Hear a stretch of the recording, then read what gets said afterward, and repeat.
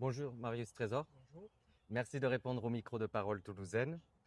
Petite question, quelle est votre actualité professionnelle aujourd'hui? Eh bien, ça commence par un R, donc précédé de LA, c'est la retraite. La retraite. Et pouvez-vous nous raconter votre parcours professionnel? Oh, j'ai quitté la Guadeloupe en 1969 pour Ajaccio.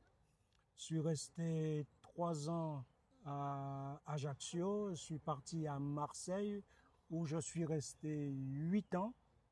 Et en 1980, je me suis retrouvé à Bordeaux pour un dernier challenge. Et depuis, je suis dans la région bordelaise. Entendu, merci. À votre avis, comment peut-on endiguer la croissance de la violence dans le sport?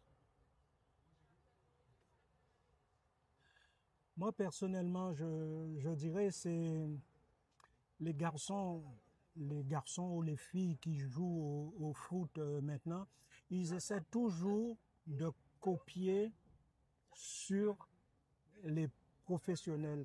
Et je pense que c'est surtout aux pros de faire un effort pour ne pas donner de mauvais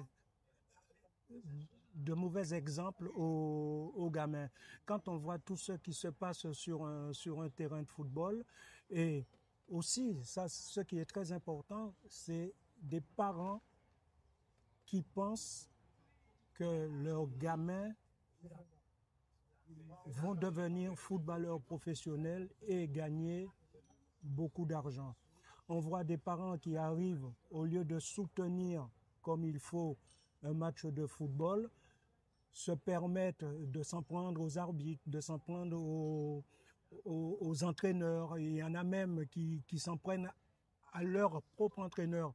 Et je trouve ça vraiment désespérant de voir tous ces genres de choses dans un sport qui, à un certain moment, on pouvait dire je vais en famille voir un match de football. On pouvait emmener les enfants, alors que maintenant, c'est presque impossible. Tu ne peux pas aller tranquillement regarder un match de football avec tes enfants. Pourquoi? Parce qu'il y a toujours des vieux. Il y a un truc que j'ai vu et ça m'a vraiment fait mal.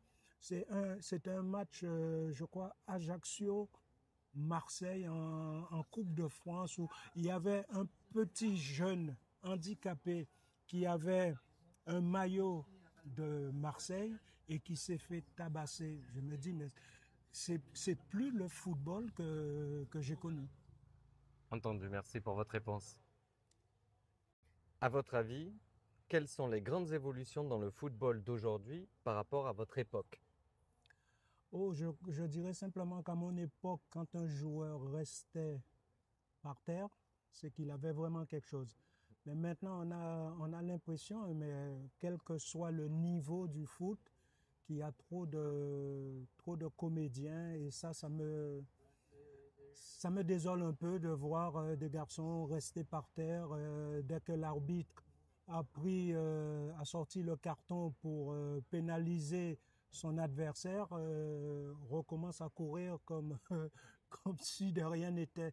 Je trouve ça un peu frustrant parce qu'à mon époque, quand un garçon restait par terre, c'est Il y qu'il avait... avait vraiment quelque chose. Et c'est vraiment dommage. Merci pour cet explicatif. Petite question bonus pour terminer cette interview. Un petit pronostic, ou même un pronostic tout court, les deux finalistes de la Coupe du Monde de 2026. De 2026, il faudrait que j'essaie de trouver un adversaire pour la France.